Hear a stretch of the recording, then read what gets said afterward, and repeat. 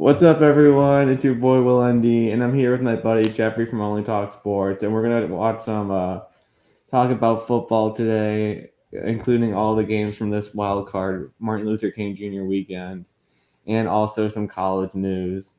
So we're gonna get right into it here with Mhm. share my screen.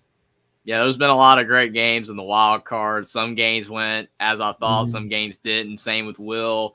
But before we get into the NFL, there's been a lot of college news as well. It's just been crazy all over the place. That's what Mhm. happens in the sports world. The news just keeps on cycling through. And we got Kalen DeBoer from Washington going to Alabama to replace the legendary Nick Saban. I mean, I heard he wasn't their first choice, but I feel like Kalen DeBoer is a great choice to lead the Crimson Tide. There are just some questions about his recruiting, but Mm. all he's done is win. So I think the Tide won't bounce down to like 8-4 or anywhere like that. They'll stay a contender for the playoff. For sure. I mean, definitely. I talked about this in a video I Mhm. made the other day with Kalen DeBoer, and I thought that the more I kept thinking about it, the more I liked the hire because he wasn't the first option. I didn't think it was going to happen. I thought that they were going to go in a different direction, but it ended up, that Steve Sarkisian turned it down, Mike Norvell turned it down, Dan Lanning turned it down, all those guys, and then Mike Loxley and Tommy Reese were kind of getting in there. I was like, nah. I think Kalen DeBoer, if he's, legitimately considering the job, they got to go with him. And that ended up, that's what happened. And he, like you said, he's won wherever he's been. I know that the NAIA school, Sioux Falls, that he coached at back in the 2000s, it's hard to gauge how, impressive that is because it's such a small level, but still 67-3. It's hard to argue with that. And then he obviously moved up the coaching ranks at the coordinator levels. And then what he did at Indiana as an offensive coordinator, making that offense roll. Then Fresno State head coach, Washington head coach. He's won everywhere. And Mhm. Alabama's getting a guy that doesn't have a lot of flaws on his resume. Yes, every single coach you can point to this and that's not perfect.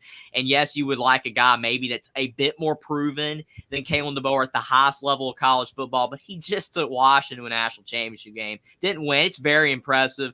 I think Alabama made the right hire here. And with the other moves that they are making, possibly getting Kane Womack here, Mhm. it's funny, Indiana, all these guys from Indiana going now to Alabama. It's unbelievable. And Ron Grubb, it's looking good for the Crimson Tide right now. For sure. Kane Womack did a great job with Indiana. Struggled a bit with South Alabama, but going over to become the defensive coordinator at Alabama. Just, do you think this is an upgrade for the Crimson Tide on the defensive side of the ball? I believe that what he showcased at Indiana with not a lot of talent, and he made that defense one of the best in the Big Ten statistically. And I know that a lot of his defenses are based off exotic schemes and pressures. It's kind of unique.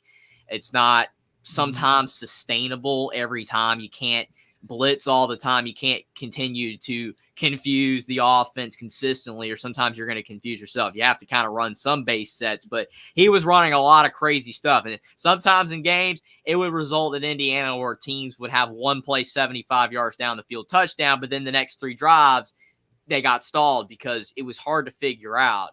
And I believe that it's going to make Alabama's defense more interesting. And if he was able to do that, like I said, at a program like Indiana with a lot less talent, you're going to be working with a lot more talent at Alabama. Yes, you're going to be going up against really good teams, but I think that he's better suited right now as a coordinator because he's still young. He's only in his 30s, and it's not that his South Alabama stint went poorly, but he did somewhat struggle. Wasn't perfect, wasn't great, but it wasn't awful either. And that's probably why he's taking at a school like this one of the best, jobs in for a coordinator at a school like Alabama, because you don't usually see a guy going from a head coach to a coordinator, Mhm. but he's doing it in this case because he's worked with DeBoer before at Indiana. They're on the opposite side of the ball. They know each other. I think it's a good move. And Alabama, like I said, stacking up some quality names on their staffs. Very good look. We got traveling our guys, Traveling Fools, and Jackson Johnson. Appreciate both of you guys coming on to watch our show. Appreciate it. And I have one thing about Kalen DeBoer that worries me. And I Mm-hmm. mean, this isn't necessarily a worry, but just an observation. Since he's been going up the coaching ladder a lot, Are you worried about him going to the NFL after 2 to 3 seasons if he is successful? Are you worried he'll make that jump? Yeah, that's a good point because, and we're going to get into it with Jed Fish as well, because a lot of people are upset about the hire there because like, oh, he's going to go off to the, NFL or a bigger job or whatever. Like there's a possibility of that. I mean, it's just, the thing is that Alabama is such a big job though, that it's going to be very hard to leave. Like you saw Pete Carroll at USC. He was there for a while. And then he left right before the sanctions hit. He saw. Yeah, but I'm just saying, like, he didn't leave after 3 years or 4 years. I'm just saying, like, I believe that Kalen DeBoer would stick at Alabama for at least 5 to 7 years, and then after that, he might make the jump, which would be unfortunate for Alabama, because you want to have a guy that's going to be there for a long time, like with Nick Saban. I think that it's somewhat worrisome, but it's not completely worrisome. You have Rye here. What's up, man? Appreciate that. He says, only Top Sport. I don't know your name, but I only Top Sport guest. That's Will up there. I'm Jeffrey, so appreciate you for being here. But, yeah, we got a lot to talk about tonight. We're getting to the college football circuit right now before we get to the NFL wild card, which is on the thumbnails. But I will say again that with a lot of younger coaches like Kalen DeBoer, Jed Fish, Kane Womack, they're always looking to move up. But Alabama is such a big job, it should keep them around for a while at least. And with Jed Fish going from Arizona to Washington, I think this is a good move for Jed Fish. I mean, for Washington, I think it's about the bet. I mean, they're in a difficult situation, and he is going upward, so he is a coach on the up. So that it definitely does make Husky fans at least a little excited, but like still obviously worried that they're downgrading a bit in head coach. Well, I mean, when you're following up like with Nick Saban, anything's a downgrade. And that's why it was so funny when people were saying Kalen DeBoer is a downgrade. It's like anything's a downgrade. We're talking about Nick Saban here. And with Washington, Kalen DeBoer was only there for 2 years. And I've already had a couple people, because I made a video on it, and I had a couple people in my comment section say, well, he's not going to stay. This is terrible. And it's like, well, if he stays 3-4 years, that's already an upgrade from Kalen DeBoer, because he only stayed 2 years. But the key is how successful is Jed Fish going to be, because Kalen DeBoer was doing this in the Pac-12. Washington's going now to the Big Ten. So the competition is going to be a lot higher. And Jed Fish has only been in the Pac-12. It's going to be different. That's one of my biggest concerns. He's 47 years old, so he's not super young, but he doesn't have a lot of head coaching experience either. Like with Kalen DeBoer at the highest level, but Kalen DeBoer had the Sioux Falls. But Jed Fish, he's only really moved up. He was in the NFL some, and then he was in college as a coordinator and all that. He was at UCLA, and he was like a head coach for like 2 games because of the circumstances back then, but that wasn't really significant. But Arizona, what he did in the 3 years is very impressive. It's undeniable, but it was quick. Was it sustainable? Who knows?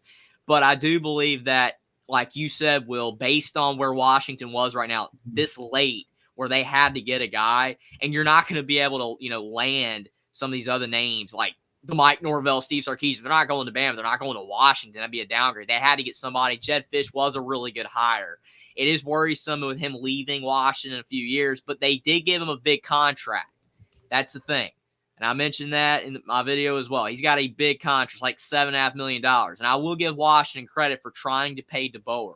They tried to keep him. He just went to Bama anyway. This was a bad look for Arizona because they didn't even try to give him a deal. They probably knew whatever they were going to offer him wasn't going to be enough.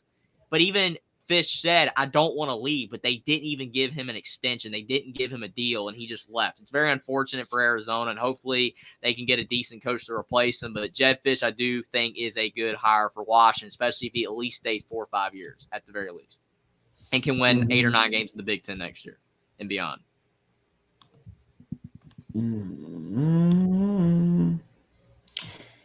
And the funny thing is, he's bringing Brennan Carroll over from Arizona. So Pete Carroll's son is going to continue to coach against USC, which I just find funny. But yeah, it's pretty funny there. He did a pretty good job at SC. So yeah. Oh, But we're going on to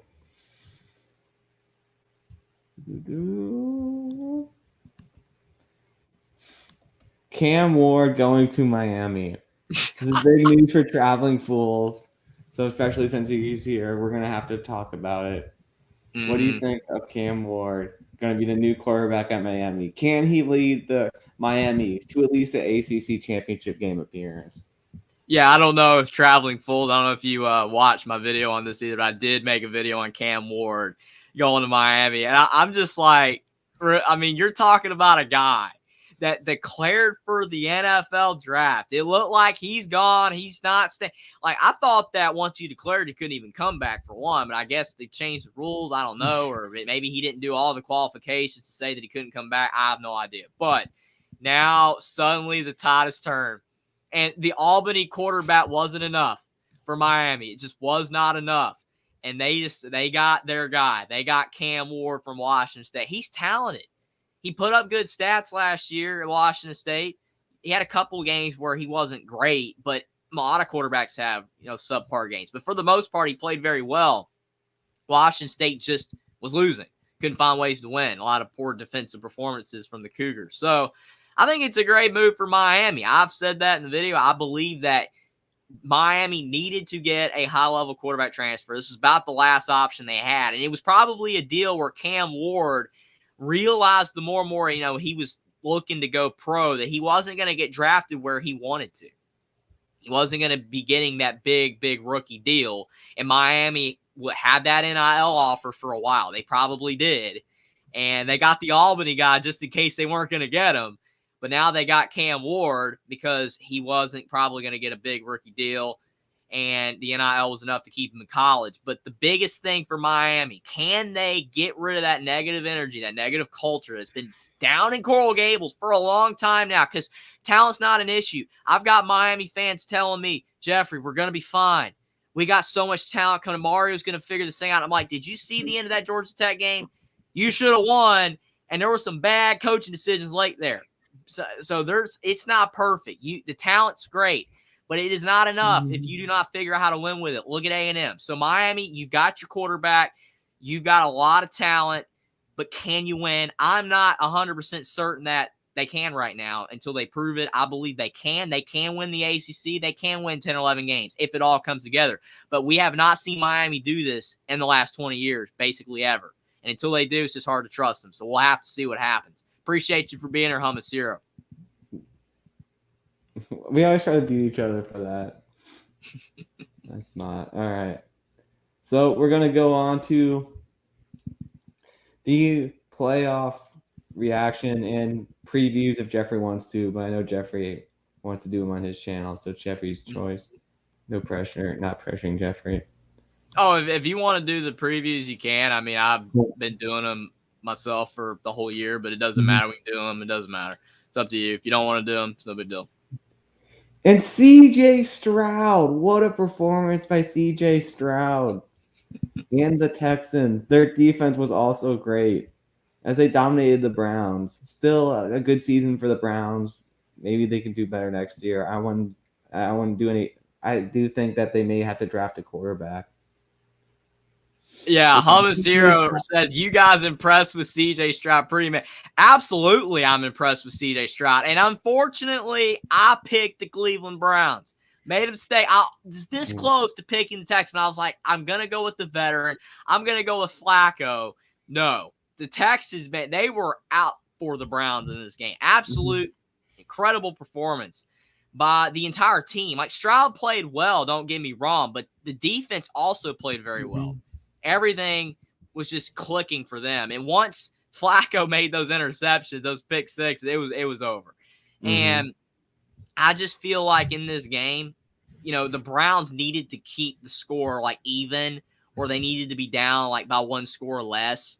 And if they were, then I think maybe they would have had a shot. But once they got down by 10, 14, and you just saw Flacco was forcing things. That was the issue with Flacco throughout the season that you saw at the Browns, is that he played well. He's putting up 400 yards passing a lot of the time, but he was throwing a lot of interceptions. And once he was forcing the ball downfield when he didn't need to, he kind of had to in a way because they were down, but he shouldn't have made those passes. Game was over. No to take any credit away from CJ Stroud, but the Browns, I would say, blew this game more than the Texans won it, but the Texans were still very, very impressive. Mm-hmm. And it was not a very fun It was the second half Texans for Browns playing. fans. It was the Texans playing up to their potential, but the Mm-hmm. Browns also underperforming a little bit from where they could be. I agree. Like, if you played this game 10 times, and I don't like using that analogy because people do it all the time, a lot of these games would not be blowouts. It'd be a lot closer. But the Texans, they played so well in this version of the game, in the reality of it. Mm-hmm. And the Browns played awful once they fell apart. Mm-hmm. Yeah, Hamasiro says, I really think CJ Stroud should be considered for MVP. I mean, it's possible, but it's going to be tough to dethrone Lamar. It's going to be hard, but CJ definitely has an argument. Yeah, I agree. That was what I just said. You probably agree 100% as well. Like you said, Hamasiro, if it wasn't for the 2 pick six, it would have been closer. That blew the game. It was over once that happened. The game was still somewhat competitive, and then when Flacco forced the ball downfield, 2 pick sixes, game was over, and they never even got even close toward the end. Mm-hmm. Yeah, I mean, I just think CJ Stroud. I mean, he was sharp with Ohio State, but I feel like he's playing better now with the Texans because they're letting him move around a bit. That's the one thing. Yeah, and I don't know if that makes Ohio State look better or worse, because I would say that, like, when you have a guy that goes pro and he does really well, yeah, it's supposed to theoretically make that college look good, but in a way it can also make it look bad because if he does good at the school that he went to in college, but then he goes pro and he does elite, you're like, why was he not better in college? So there always are questions there. I will say, though, just for the Saturday as a whole in the wild card, this was a terrible Saturday. These 2 games, for one thing, the second game was on Peacock, so a lot of people couldn't watch the second game. But number 2, they were both blowouts, just ugly viewing experience for fans that wanted some close action. But I'm wondering if the Browns are going to draft Michael Penix or one of those late round 1 quarterbacks. Do you think?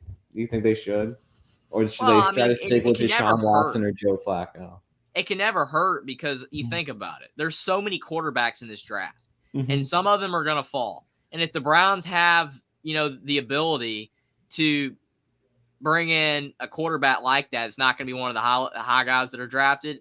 It's not bad at all. And I mean, I think they should, if Flacco wants to stay and they don't, and he's not asking for that much, I would keep him. I would. And the same thing with Deshaun Watson. I mean, they're paying him, so you got to keep it. I would bring in a Penix or somebody like that to, possibly contend for the job. RC says it was a horrible weekend for football. Probably a lot of it wasn't great. CJ was elite in college. Don't forget he threw 550 yards, 6 times as a sophomore. That's not what I mean, though. I know what you mean too, Hamasiro, but still, I think you know what I mean as well.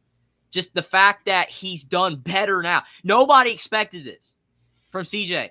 I mean, the fact he's in the MVP conversation is ridiculous. It's insanity how well he's done. And I just think that compared to his college stats to now, it's not comparable.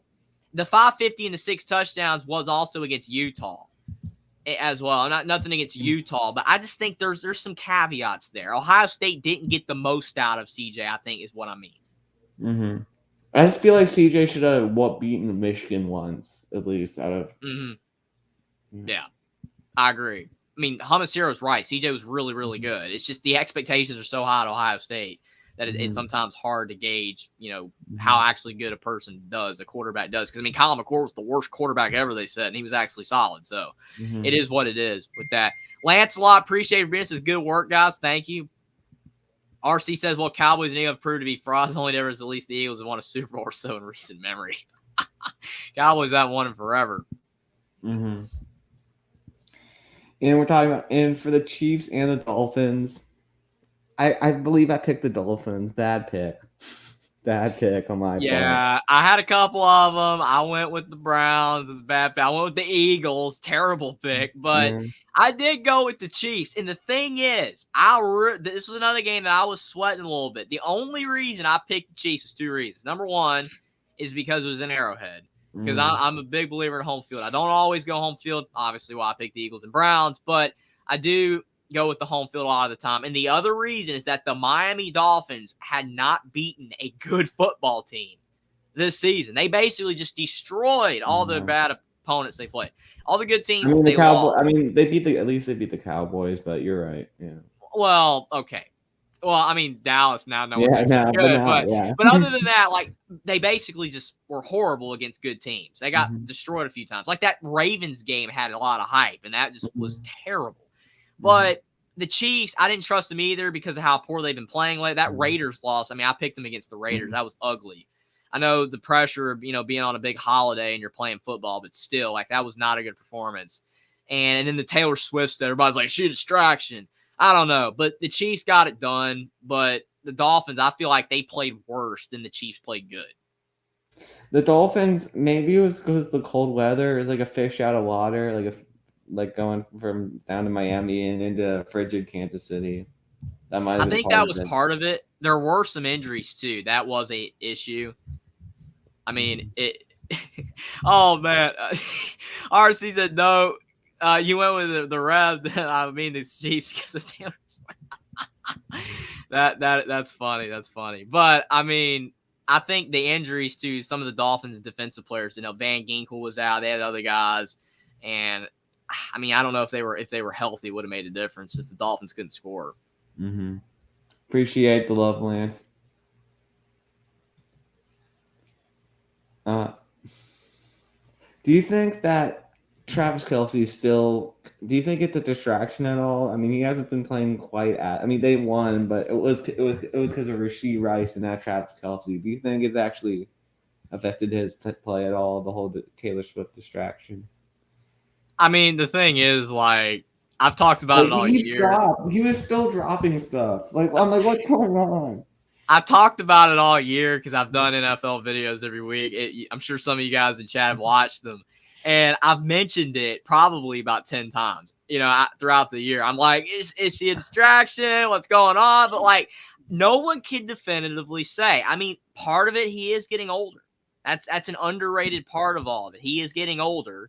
And as you get older, I think we're living in an era right now where players are staying good for so long. And so when you see guys like Russell Westbrook in the NBA, how his decline, how he went from a triple-double machine to now he struggles to score double figures sometimes. He's not as good anymore.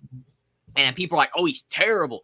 Like 10 years ago, 15 years ago, people would be like, oh, he's still pretty good. He's just aging. Well, that's the thing.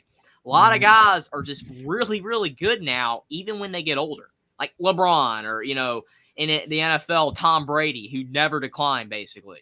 So I feel like with Kelce, I think maybe part of it's his age, but it is kind of weird, though, that the year of Taylor Swift, there's never been Taylor Swift involved before until now. He suddenly has performed worse in the entire team. Like all the wide receivers just dropping everything. And everybody's like, well, they needed Tyreek Hill. It's like, no, they didn't. They won a Super Bowl without Tyreek Hill. It's not Hill. It's just everybody on the team that was good before has regressed. And that's a problem. So I think she might have something to do with it, but I can't definitively say for sure. And if I did and I said it was all her, there will probably be some people raging about that. So, I mean, I'm just going to say it might be, but I'm not sure. And on to Sunday's games. I enjoyed Sunday's games the most. Two great games. Yeah, the meltdown, the Twitter meltdowns over this game. I picked the Cowboys, and everybody's like, bad pick, Jeffrey, bad pick. Why'd you pick Dallas? I'm like, because they were favored by 8, because the fact that they haven't lost a home game in over 2 years, the fact that they actually won a playoff game last year over Brady, ended his career. I'm like, and the fact Jordan Love is basically a rookie, even though he's not, but he's never played till now. Dallas should win. And the defense, what happened with the defense? Dallas's defense was ranked pretty high this year. Awful performance. And everybody's like, it's Dak. It's Dak. We need to get rid of Dak. And I'm like, no, it's not all Dak. The pick 6 was bad, but they were losing. And the fact that they were already down, it put more pressure on Dak. I don't think it was all him. He needed to do a little bit better. But that defense is why they lost this game. I mean, the game was lost after the pick 6, though. Like, if they would have went and scored, it would have been 20 more. it would have been like 20-7. I was like, all right, get the ball, score a touchdown, Mhm. and then they're back in the game. And now with that interception, like Dak just blew the game right there. I mean, not I fully. agree. It was terrible. When I saw it, I'm like, no, Dak, why? Why did you do that? But it's just, to me, though, when I'm reading through Twitter, and I know Twitter's Twitter, it is what it is. People say crazy things on Twitter. It is what it is. But when I'm seeing on there and everybody's saying playoff Dak, it's all Dak, and I'm just like, you didn't notice how the Packers scored 40 points? Like, I mean, does that not even play a role here? I mean, the Chiefs held the Dolphins to 7 points. So Kansas City realistically only had to score 8 points to win. That's how it works, right? So to me, like if Dallas's defense played better and they held Green Bay to 17 points or 20 points, Dallas wins this game more than likely. So I know Dak did better when they were down big and Green Bay was kind of playing prevent defense, but still, I'm just saying that you got to look at the big picture with a team, and you have to blame both sides. You cannot blame just Dak himself. Mm-hmm. He's not above criticism. I just think that he gets way too much criticism, for one, because he plays for America's team. I understand that. You know, like Tony Romo. No. I'm back.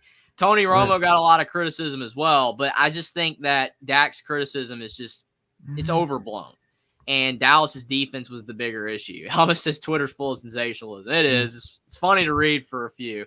I still don't understand why Dak. What the heck was going on with Dak and CeeDee Lamb? Like, why couldn't he throw balls completions to CeeDee Lamb? Like, what was going on with that? Well, I don't know. I mean, well, we're gonna get to the game, but like you look at the Eagles tonight and how many throws, you know, like he's trying to get to Devontae Smith. You know, it's trying to go to Devontae Smith. I think the fact with Dak is that sometimes because CeeDee Lamb is the best receiver on the team, it's almost a bad thing because he tries so hard to get it to him. And the commentators did mention that in the game when they were talking about Green Bay and how many different guys that they have that Jordan Love could get the ball to. Like there was one point in the game toward the end, and they said everybody's got a catch on the team basically except Jaden Reed. So that's good. But with Dallas, it's like at times he relies so much on CeeDee Lamb. And like there was a few plays where I saw other receivers open. And like Tolbert was open big on one play, and he could have gone to him, but he went to CeeDee Lamb instead anyway when he wasn't open that much. And that wasn't on the pick six, but that was on a different play. Mm-hmm. Another thing I have. So Dak, when Dak was younger, he was doing better in the playoffs. In these last 3 playoffs, he's been doing worse. And you know what the big difference is? You're asking as a question? Yeah.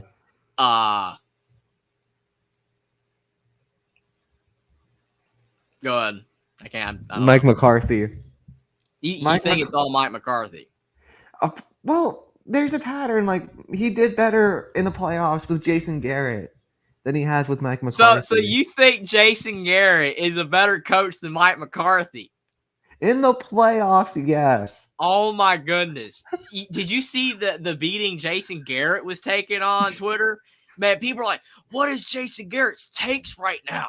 He's defending the Cowboys. What is no? That's why he's not a coach for them anymore." It was hilarious. It was terrible. But like, I don't know. I think Mike McCarthy's fine. I mean, my Twitter poll didn't agree. I did a Twitter poll, and 70% of people said Mike McCarthy needs to go. And I was like, I thought more people were going to vote Dan Quinn. It was like 10% Dan Quinn, 30% or 25% Dak, and like 70% McCarthy, or like 67%. And I'm like, everybody thinks McCarthy and Dak are worse than Dan Quinn. I'm not saying Dan Quinn's bad, but that defense still was terrible. Mm-hmm. Like, no one's saying anything about the defense. But, I mean, Mike McCarthy, I mean, I'm not saying he's perfect. I mean, but I don't know if it's all his fault that Dak can't win. I mean, they did beat the Bucs in the playoffs last year. The Bucs stunk. I know they did, but it's still a win, and it was a road win. With half of the stadium being Cowboy fans. But they had the whole stadium behind their back in this game, and they didn't win. basically. I mean, not all, but there's some Green Bay, but like the vast majority of fans were there. I don't know. I mean, it is what it is. I just feel like sometimes, though, when it gets in your head that you can't do something and you want to do it so bad, Dallas it's just gotten to the point where they've underperformed so many times in the playoffs, it just becomes a trend. And no matter how hard you do to prevent it, you can't. Mm-hmm. Yeah, I think Dan Quinn should be fired as well. I think they should both be gone, McCarthy and Quinn. What about Dak? Are you a believer Dak's got to go? Cap hit's too bad to be able to. It's too big. They can't move it. All right. That's not a confident reason, but if Dak was getting Joe Flacco money, maybe I would move him. But you can't really move Dak now.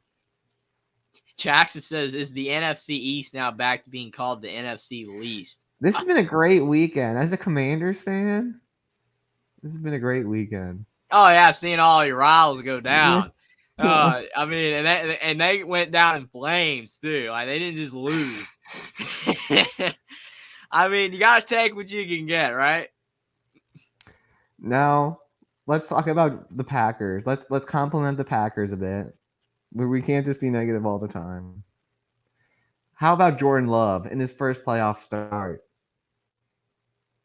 It was very impressive. I mean, like, I thought it was kind of dumb late in the game, though, when they took him out. And they put Sean Clifford in. I'm like, there's still 6 minutes to go. What if he throws a pick? Like, what are we doing here? I was like, no way. No way are you actually on the road, 6 minutes to go, and you've taken Love out. No way. I was blown away at that. But other than that, like, Jordan Love played very well. And I think the bigger story, though, was the fact that Green Bay was able to run the football. Mm-hmm. You see Aaron Jones' stats, 21 carries, 118 yards, 3 touchdowns. Green Bay does not win this game like they did if Aaron Jones is not able to complement Jordan Love. It definitely helped out big time. And see, Dallas couldn't really run because once they got behind, they had to just keep throwing every single time. I mean, Dak threw like 60 passes. So I think that was the bigger story. Green Bay having that balanced offense, it helped Love not have to do it all. And when Jordan Love was asked to make throws downfield, he delivered, and it was very impressive. I mean, Jordan Love just seems so much more relaxed than Dak. Dak was like, oh my gosh, I gotta win. And then Jordan Love was it's the pressure. Yeah. I mean, what a lot of times, I'm not saying like fans are in the wrong, because it's understandable why, they have the expectation to do it. It's Dallas. I get it. But I think the problem is that when you have the pressure so much, and like the Lions had pressure here because like they hadn't won playoff games in 92 and they got it done. We're going to get to them. But I feel like, I mean, part of it is it's on Dallas for not stepping up and getting it done. But if you don't have pressure, like you said with, Green Bay, like Green Bay loses this game, they were expected to lose. Like there's no worry, right? It's Love's first playoff game. They're going to be fine. We saw Jordan Love and CJ Stroud, not a care in the world, just go out there and just drop dime after dime. They were enjoying themselves. They were having fun playing football, which in reality, even though you're getting paid and it's a job, football is supposed to be fun. You're supposed to enjoy doing it. It's not supposed to be like, to your point, Dak over there like, oh no, this is disastrous. I mean, Mike McCarthy, the entire, like Jerry Jones and Mike McCarthy, everybody on that Dallas staff, it was just, everybody has this big worrisome frown on their face. It's contagious and it bleeds over to the team. It's not good. It's just not good energy.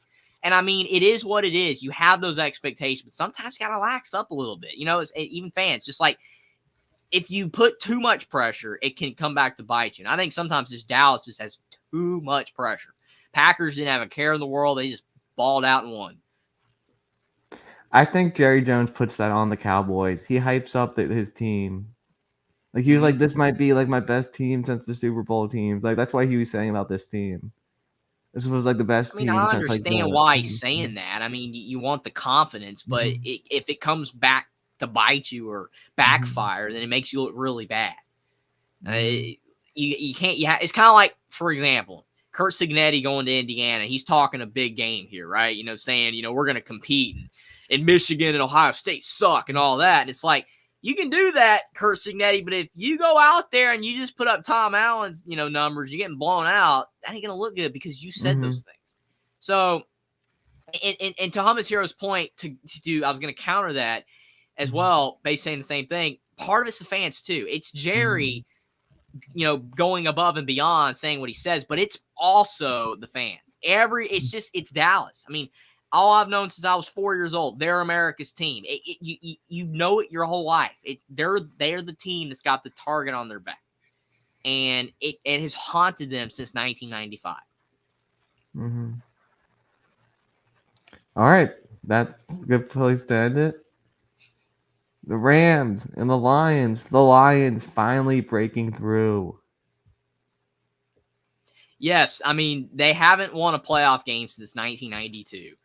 And in the 91 season, but when you play the playoffs, it was 92. That's a very long time. I mean, there's so many Lions fans that have not seen their team win anything of significance. That was when my parents graduated college. That's insane. And it was also the last time they lost to the Redskins, and the Redskins won the Super Bowl. That's the last time they were Super Bowl. I will say that I was a bit frustrated with the booing. I know why they booed. I get it. But Stafford did a lot for that team. I mean, he has the most passing yards in franchise history. And he took a beating. I mean, I remember as a kid turning on Lions games, and I knew what I was going to get. I knew I was going to see Matthew Stafford give it everything he's got. Calvin Johnson, streaking downfield for big gains. Golden Tate contributing here and there. Like they were going to fight. They were going to fight, but they would lose every game. And it usually ended at the end with Stafford throwing maybe a pick because he was trying and there was nothing there, or he was getting sacked. It just, to me, it's just sad that Stafford never got to win at the Lions. And I'm glad that he got out of there and he got to win a Super Bowl. I'm happy for him at the Rams. But it's not, Stafford's fault that they never won anything. The Lions organization is the reason they never won anything. For the decade he was there, it's their fault. They didn't do anything to help him out. And then now that he's gone and won a Super Bowl, and now the Lions are finally winning, now, let's boost Stafford. To me, it's just in bad jest. It's in bad taste. But that's my opinion. I mean, I understand they're fired up. They're like, oh, we're playing against Stafford. Let's beat Stafford. We're going to boo Stafford. Boo! Boo! I mean, I get that they're charged up. They've probably been drinking. I mean, I get that. But that to me just wouldn't be my mindset. I mean, I know the Lions, it's a unique situation because they haven't won anything in a long, long time. And I was very happy they won. I picked them to win, and definitely they needed this win. I mean, I'm very happy for them. It's awesome that they got it done. And Jared Goff, I mean, to flip things over from Stafford to Goff, to me, I'm happy for him too, because all we heard was how bad he was. And Goff, he's a terrible quarterback, and he's not going to amount to anything at the Lions, and his career is going to be over. And I'm just happy for him that Dan Campbell, in the Lions, they've turned this thing around, and that he was able to showcase to the NFL world and the football world that he actually doesn't suck like a lot of people thought he did. Because Goff's good. He's a good quarterback. He's not perfect, but how many people are? Nobody. Everybody makes mistakes. Goff is a good quarterback. And I don't think when he was at the Rams, it was a fluke. Because people always say it was a fluke. He wasn't good. I think he's better than people think, and I think he's proven that right now. Appreciate you for being here, John. He says, my Bucks won, and QB1 Baker Reagan Mayfield got a second playoff win. It's definitely awesome for the Bucks. We are going to be getting to them very shortly. But appreciate you for being here, John. I mean, and this was a good football game. Like, this was the one game that was close the whole week. Yeah, I mean, it wasn't like at the end, like you knew who was going to win. Like, it was all the way down the wire. And I'm like with the Rams, man, they had chances too. Like, some Lions fans, like, they're like, we won, all that. But, like, it got dicey there, and they were sweating hard. They thought there was a shot that the Rams could win. And very, lucky enough, they settled for that field goal, and then the Lions were able to run it out. But there was a legitimate shot, though, that the Rams could have won if they had scored a touchdown instead of a field goal there. It's just at the end of the game, though, There was just some things stacking up against the Rams. Kyron Williams got injured a little bit. No, my boy, Kyron I Williams. believe if he didn't get knocked out of the game, Rams could have won because it took away the running dimension of the team. Stafford was having to drop back more often, and then the line started to blitz. Hutchinson, they were getting to him. I think that if Williams doesn't get hurt, not to rain on the Lions parade, glad they won. They deserved to win, but the Rams could have won this game.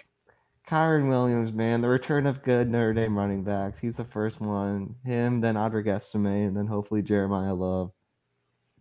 Oh, what's up, Michael? Appreciate you for being here, Michael. But yeah, it's crazy though. I mean, definitely good for Notre Dame. You know that he's doing so well in the NFL, and it was a great game. I mean, I would have been happy for whoever won, but I definitely was happy for the Lions because they hadn't won in so long, and this was a legitimately good football game. Puka Nacua was so good. Like, it's unbelievable. The guy is in the top 5 in the NFL in receiving yards this year as a rookie. That just doesn't happen. I mean, he's overshadowing Cooper Kupp. Like, it's insane to me how good he is and how out of nowhere he came. Like, I knew who he was at BYU. He was solid, but he just overperformed all expectations anybody ever had for him. Jackson says, I can't believe the Lions and Bucks were in the same division for 24 years. Yeah, it's crazy going back through the annals of history of the NFL and even in college football and seeing which teams used to be in the same division or conference. And the Bills pretty much took care of the Steelers. I mean, the Steelers it was kind of close. They're like, maybe the Steelers can have a chance, but this always looked like a Bills win. Yeah, this one, like you said, there never really was a moment where you could say legitimately that the Steelers were going to win the game. I mean, Buffalo went up, 14-0, and like I was already, I mean, they're probably going to win this game. I mean, they just were the better team. And to be fair, I'm not taking away from if there's any Steelers fans here. I'm not taking anything away. The Steelers can't have the freaking early turnover when it looked like they're about to score. Yeah, that hurt. That hurt. But I will say, though, to me, not to take away from Steelers, not to upset Steelers fans, but they shouldn't have been here. If Lamar and the Ravens, if they do not sit, the Steelers, because I had somebody say to me that the Steelers would have beaten the Ravens anyway, and I'm like, do you believe that? Really? Do you believe that? Do you think you're going on the road and knocking off the Ravens with Lamar? No, I don't think so. And plus, if Kenny Pickett does not get hurt, do they make the playoffs? Because the offense did get better with Rudolph. It did. And they fired Canada as well. I think it was more Canada being bad than. Which is probably definitely true. Because I will say, Pickett played one game without Canada, and Pickett was slinging the ball downfield. Yeah. He was playing fairly well. So Kenny Pickett might still maybe have a future. I don't know. We'll see. But the Steelers really shouldn't have been in the playoffs. It's nothing against them. And another thing is T.J. Watt got injured. I mean, how are they supposed to win when T.J. Watt goes down and he's your best defensive player? He's Cam Hayward did have a good game as well, at least. But yeah, you gotta have both out there. Josh Allen's really good, and that run that he had 52 yards down the field, that was just incredible. I mean, that's like Trevor Lawrence, going down the field, doing that little fake slide in the big championship game. I remember it was the longest since that Colin Kaepernick run against the Saints in 2012. It's crazy too. And I mean, Josh Allen, I think a lot of people don't think he's sometimes that good because of the mistakes he makes. He turns it over a lot. But I think them being able to run it is good because he doesn't have to force it in there. He doesn't, so that risk of a turnover is really lowered. So just loved what Joe Brady's done. Yeah, I've been a believer in the Bills all year, and people were like, "Oh, the Bills are terrible," and I'm like, I don't know what's going on. They were like 6-5 at one point or something like that. They had a terrible record. They got it together at the end of the year. And like you said, being able to run the football because you can't put it all on Allen. And I remember some games where like the commentators like, Josh Allen's going to have to run it here. They got to get the run game going. He's got to run. And I'm like, yeah, you're saying they got to get the run game going, but now Josh Allen's got to run and put his body at risk here. No, They need to have a running back that will complement him. They have that now. Mm-hmm. Cook did pretty well. And the Bills, I'm not saying that they're going to win it all. I'm not saying that they're one of the even top 3 teams in the NFL, but this game showed that when the Bills are playing at their best, they cruised to victory, even though they kind of didn't do as much in the second half. They just cruised to victory. Very easy win for the Bills. Now, Mike Tomlin, it looks like this is his last game with the Steelers.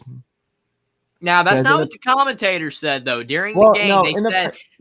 in the press conference after the game, someone asked him the question, like, do you think your job is in question? And then he walked out. So a lot of people. Well, I mean, that's definitely not a good look at all whatsoever. But I will say, though, that during the game, the commentators said that they believed that Tomlin was still going to be there.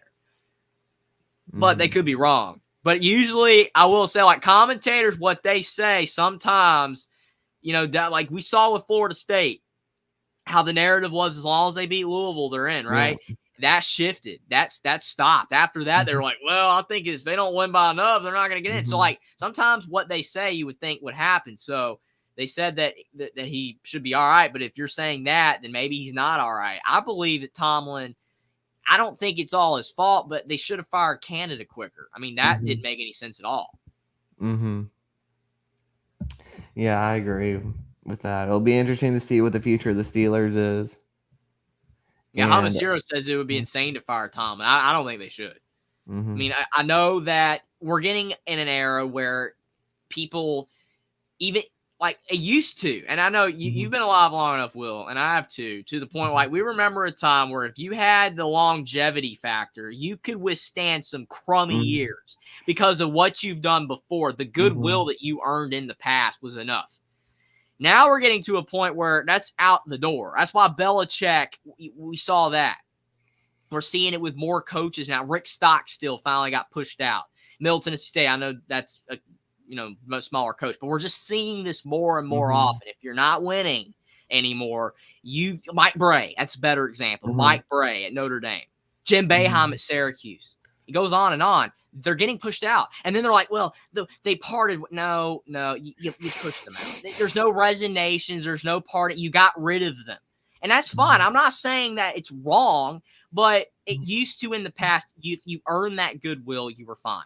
So I will say I'm not confident in Tomlin being there still because of that fact. But he still hasn't ever had a losing season. That's impressive. I don't know. I mean, just the downward trajectory of the Steelers. I mean, I feel like they just aren't at that 2017 level anymore where they can compete with the best teams in the playoffs. But the entire time that Mike Tomlin was the coach, they had Ben Roethlisberger. Ben Roethlisberger was there the entire time. Yeah. Your guy retired. There's going to be some. It's the same thing with Belichick. I mean, if Ben Roethlisberger and Tom Brady never got old and never regressed or whatever, like if they were just still quarterbacks, Tomlin and Belichick would be fine because they just be quarterbacks still. But like it happens, right? I mean, Roethlisberger was done; he couldn't do it anymore. And with Brady, he wanted to leave for the Bucs, because of money and just prove he can win somewhere else, and that's great. But it's like that's not sometimes on the coach that their guy left, and it takes time. I don't know. I mean, maybe I'm just nice to coaches more than most. A lot of people just like, they suck, get them out. But I'm just saying that Belichick and Tomlin won. And you got to remember, too, the Steelers were in good shape before Tomlin. He took over a good situation after Cowher. So it's like they're downgrading now because they don't have their guy anymore. And they've still been winning. So I don't know. I don't think they should get rid of him. Clint Motes, the Steelers. That was bad. The refs were bad in that game. I don't know if they were paid, but they were bad. they were bad in that game. I'm not gonna say. I mean, the Steelers won that game, but there was a lot of calls that went the Steelers' way. But I mean, everybody talks about the Lakers back in the day with Kobe Bryant. I mean, it's like there's a lot of examples of that. Yeah. But did you see the other night with the Raptors and Lakers? Did you see that? The Raptors coach got fined $25,000. He was like, they shot 23 free throws in the fourth quarter. We shot 2. This is ridiculous. We would have won. It was ugly. He lost his mind. But I mean, I don't blame coach sometimes. It sometimes can seem obvious. I agree with Hummus here. He says all those injuries, he still took in the playoffs. Tomlin's been consistent. I mean, if you've been there for so long and all you do is win, you got to give a guy the benefit of the doubt sometimes. So hopefully they do that with Tomlin, but it possibly isn't looking good. All right. It's also not looking good for Nick Sirianni. Yeah, and it was so funny too because the commentators were like, "Yeah, there was some hot seat talk going on with Nick Sirianni and Todd Bowles," and I'm like, "Yeah, again, two teams that made the playoffs, and we're talking hot seat. This is how different coaching is now. I mean, the fine line between you're safe to you're fired is never been thinner." I mean, like if the Bucks lose this game, is Todd Bowles gone? Is he history? I don't think like so. we don't know Bowles, though. yeah. But But with he Nick won, so Sirianni, he's it safe looked now. like it was just the coordinators that led the Eagles to that Super Bowl. Because without them this year, the Eagles have been much worse. Yeah, I agree. I mean, that's a great point. I mean, I've said it a million times with Tom Allen. People are like, Tom Allen was terrible. You know, and it's like, well, why did they win those years? They had Kalen DeBoer and Kane Womack, who are now at Alabama. There's a reason they're at Alabama now. I was right. Tom Allen won games because of those coordinators. So, yes, I mean, you look at the Eagles, they are much worse right now. There's something wrong with this team. I But know also, A.J. Brown they missed just the weren't. game, I mean, I but they think the still would have players. lost with him. Yeah, I think the players just don't trust the coordinators right now. That's what it looks like to me. Mm-hmm. Especially I mean, you're now, probably Patricia. right. I just never understood bringing him back. I mean, the Patriots did worse with Matt Patricia than before. And the Lions were bad with Matt Patricia as coach. I don't know. Yeah, I was watching a live stream for brief earlier, and someone asked the guy, they were like, "Why are the Eagles playing so bad? What's going on?" And they're like, "Matt Patricia." And I was like, "Oh man, oh man." And then somebody live saying like, oh, "I'm so glad we don't have him anymore." Yeah. It was brutal, but yeah, I mean, I thought last year, I don't know how you felt, but I thought all of last year that the Eagles were slightly overrated. I thought they were fantastic and darn good, but I felt that they were slightly overrated. And even if they won the Super Bowl, that was like, they're not the best team. Best team don't always win. It's not how it works. But just to me, they just weren't all that. They were really good, but this year's team's just exposed because, like you said, the coordinators, they're different and they're worse ones. And I mean, they started out, were they like 8-0? They were like 8-0, right? They were 10-1. 10-1. I know they were undefeated for long. They were like 7-0, 8-0. I don't remember, but 10-1, and now 11-7. Like the downgrade, like this team's just sucked down the stretch. Yeah. And in hindsight, I wish I went with the Bucks. Like they were awful down the stretch, and it showed again this game. No fight. I mean, the missed tackling. What in the world was that tackling? He made. I mean, I don't know, between Dallas's defense and the Eagles, I could spit for the difference, but specifically the tackling with the Eagles, awful. Just so many guys. I mean, I could have made a few of those tackles. I've been in the hospital, but I would have made a few of those tackles. I'd have wrapped them up. I mean, you got those guys out there just barely arm tackling out there, and the Bucks are just steamrolling. It was terrible. I mean, the lack of effort was abysmal.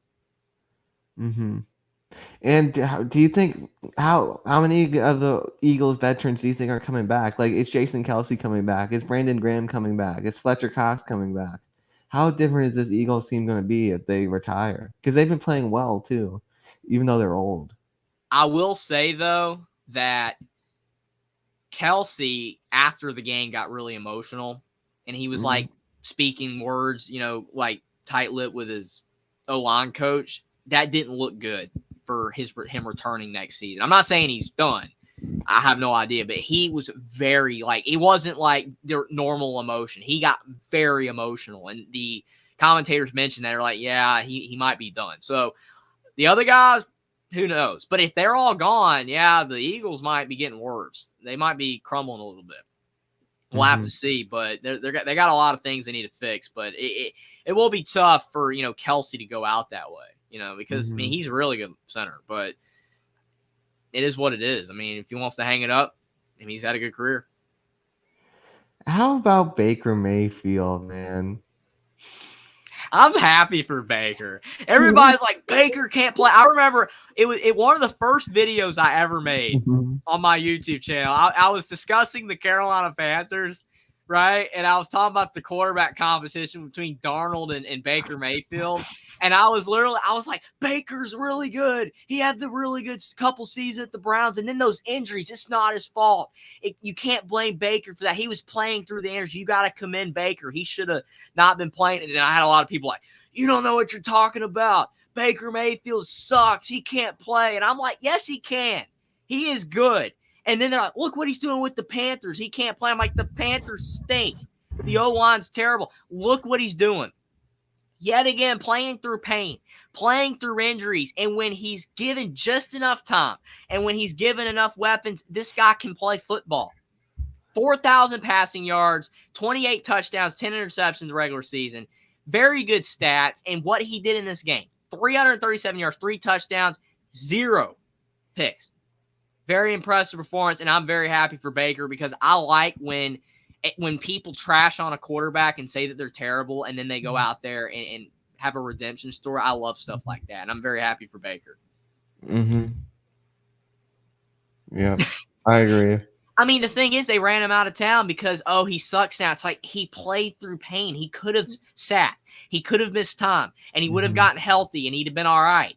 But they ran him out of town because he sucked. He played through it. His whole arm was like barely holding up. Like he had injuries everywhere. His shoulder was just destroyed. He was playing through it. That you can't blame him. He couldn't put anything on the ball, and he was trying because he knows how upset the Browns are, just like the Lions. We don't win. And it's like, well, you know what? You ran your possible franchise quarterback for the next 10, 12 years out of town, and now you got a quarterback controversy going on. I mean, Flacco did really good in the limited time, going in there and doing that, but they should have kept Baker. Mm-hmm. I agree. All right. On to the previews.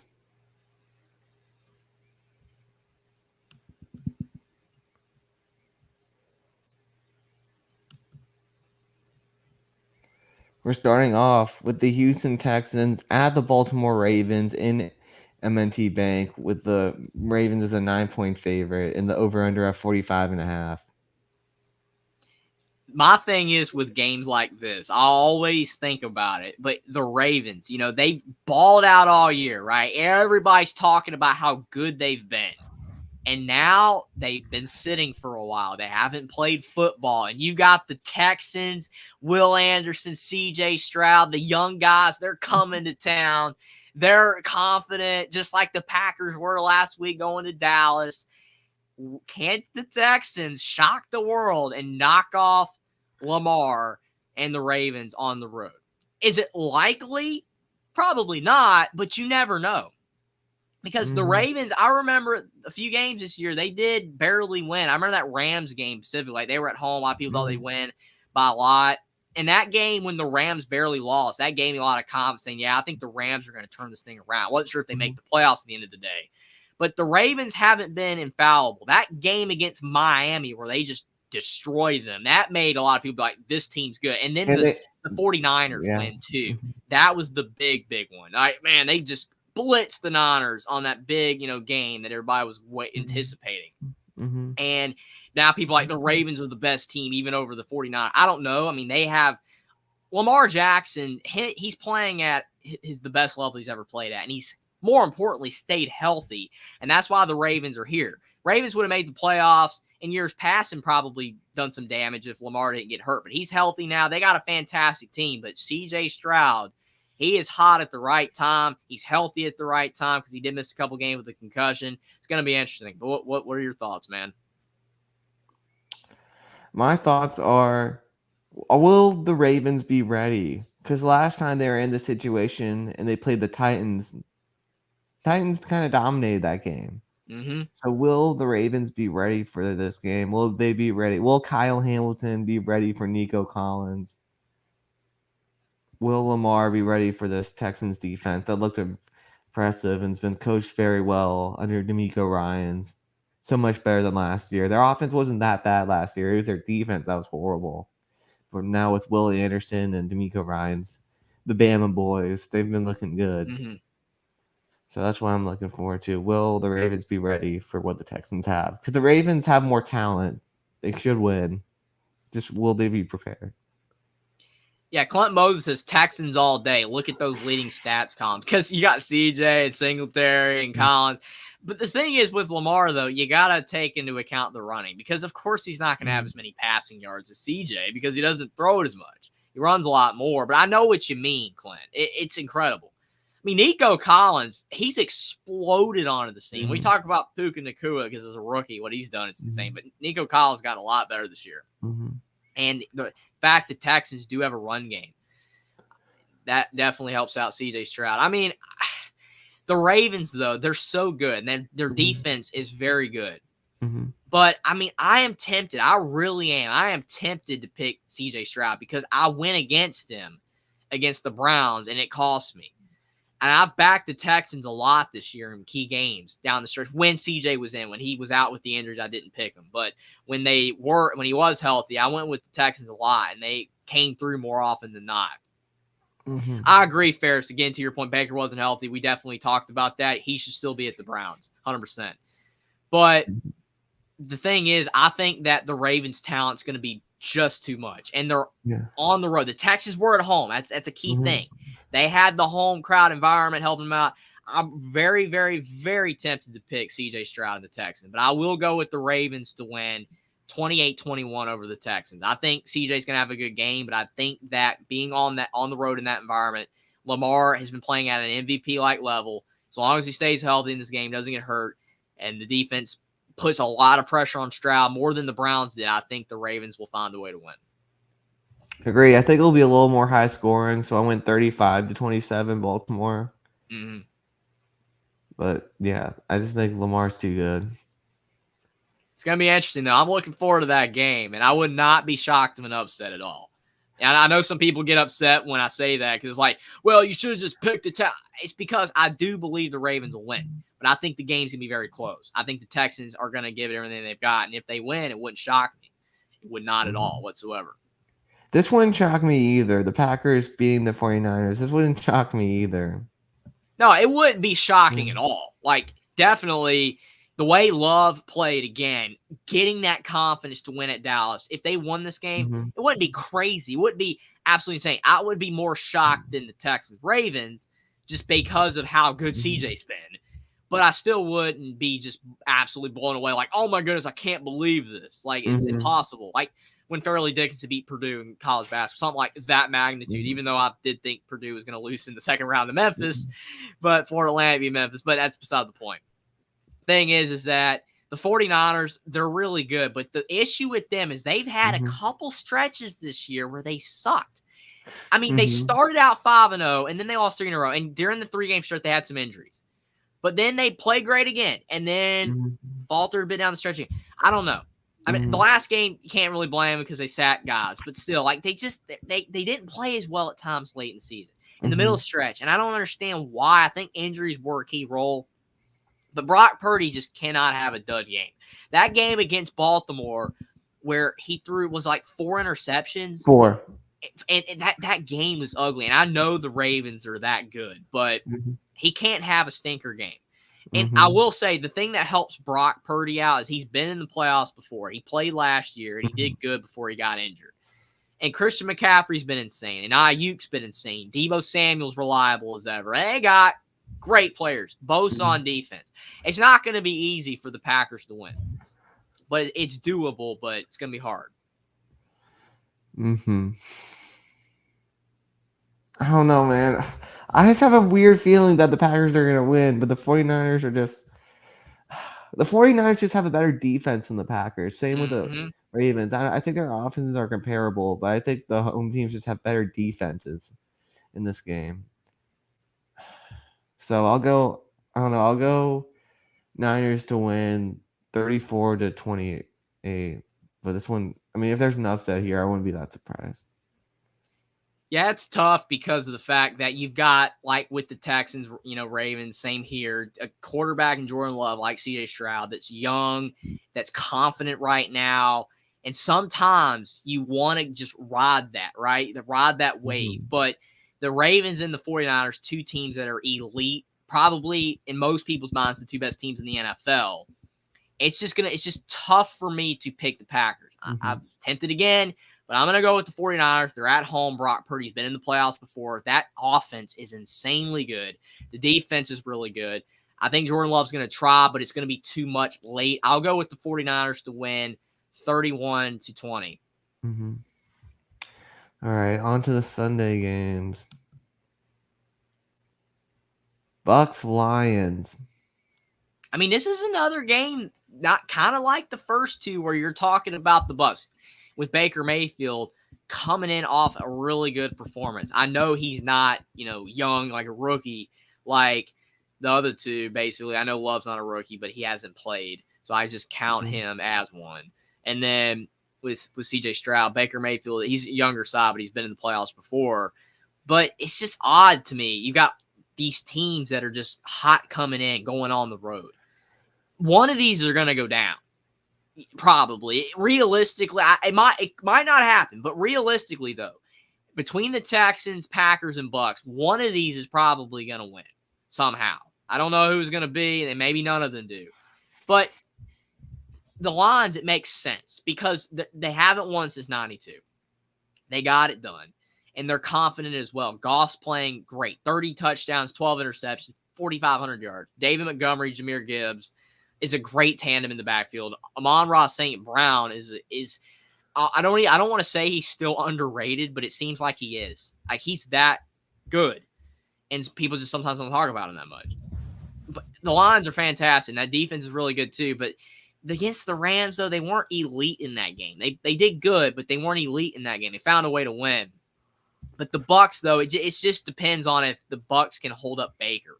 If they pressure Baker, the Lions defense, and they get to him, it's going to be very tough for the Bucks to have a shot because he wasn't really pressured that much in this past game against the Eagles. So I don't know. This is a game where, yet again, I could see an upset here. It's possible that the Bucks could do it. I can't see it with the Bucks. Like, they should have won by more against the Eagles. I don't know, man. Like, I just don't think that. I feel like Aiden Hutchinson's just gonna wreck. If he does, it's over. I mean, that's my biggest concern. Yeah. If the Buccaneers cannot keep Mayfield upright, they're not going to win. There's no chance. So I'm gonna go with the Lions to win. I'll go 31-14 Lions. Mm-hmm. Yeah, I would agree. I mean, wasn't as tempted to pick the Bucks as the other two because just how well Love and Stroud have played, but in there's a possibility. But with the Bucks, I mean, I do agree with you. I feel like the Lions defense is going to be too much, but I could see it happening. But because the Lions got that momentum and they haven't won, like I said, since 92, they got it done. I think that they're going to carry that momentum here. I'll go with Jared Goff. He's going to have a good game, and the offense is going to be too much, and I think Baker's going to get sacked a little bit too much toward the end of the game. I'll go with the Lions to beat the Buccaneers 27-17. Imagine the NFC North Bowl for the NFC North Bowl if the Packers win. That would be crazy. That'd be insane. Yeah. Oh, man. All right.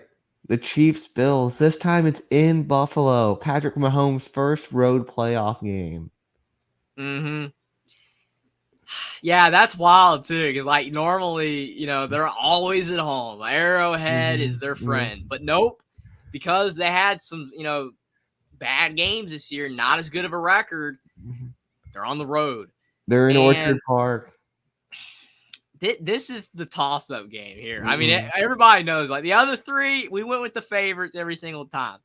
But, I mean, I'm like, am I going to go with the favorites again every single time? Because I did it last time, and I went in the wild card. I went with the favorites on all 6 games. Only 3 of the favorites won. It's tough for all the favorites to win. More likely, because there's only 4 games, that it does happen. But still, it's very difficult for all the favorites to win. But the thing is, though, the Bills looked so good. They played so good, right? Like, I know that they struggled a bit in the second half, but they just – once they dominated the Steelers and got ahead, they kind of let their foot off the gas a bit, I feel like. But they just really dominated. The Chiefs, though, they did dominate the Dolphins, but I feel like the Dolphins just played really poor. They just didn't play that well. But the key is Josh Allen, you got to keep the turnovers down. I mean, look at the interception number. It's Oh, ridiculous. It's ridiculous. 18 of them. I mean, if he can keep the turnovers down and have a mistake-free game like he did this past game, then against the Steelers, I believe that the Bills are playing better than the Chiefs right now overall. I know the Chiefs play well, but how is Mahomes going to react to being on the road for the first time in the playoffs like this early? I mean, like, how's he going to react? well, one thing I'll say, defense travels. The Chiefs' defense has led them in this game, and I think the Swift Kelsey part is going to move on. I think the Chiefs are going to win in Buffalo because of their defense. And wow. I think that they're going to pressure Josh Allen into throwing picks. I think that Patrick Mahomes is going to have enough plays where like they just can't get him down. He like hits Rashee Rice or hit Travis Kelsey enough. I think the Chiefs are going to go into Buffalo and beat the Bills, and Allen still can't beat Mahomes or Burrow in the playoffs. That's a good point, too. Josh Allen has never beaten Patrick Mahomes in the playoffs. That's a really good point. That one game that went to overtime was so good. Yeah. So good. I just wanted the Bills to get a crack at it. I really did. I mean, it was going back and forth and back. That was then the whole debate when you're like, we should have college rules for both teams to get it after that game. But that's a good point. I just don't know, though. I mean, Swift, Kelsey dropping balls, the Chiefs receivers dropping balls. I mean, Mahomes has been frustrated this season. He's thrown some picks out of frustration, it seems. I don't know. I mean, you're right about the Chiefs defense. It's probably helped them be as good as they've been this year. But the Bills, Josh Allen, I mean, if he doesn't throw the picks, they're at home. I mean, both are used to the cold environment because Kansas gets cold. That's not a factor. Cook's been running well for Buffalo, too. Their ground game's good, the Bills, and that's helped out. Man, this is a pure coin flip. Mahomes or Allen? Mahomes has got the rings, right? I mean, he's got the success, and Allen trying to break through. Is this their year? I'm going to go with the Bills 28-24 over the Chiefs. I'm sorry, Patrick Mahomes. There's too much working against you for me.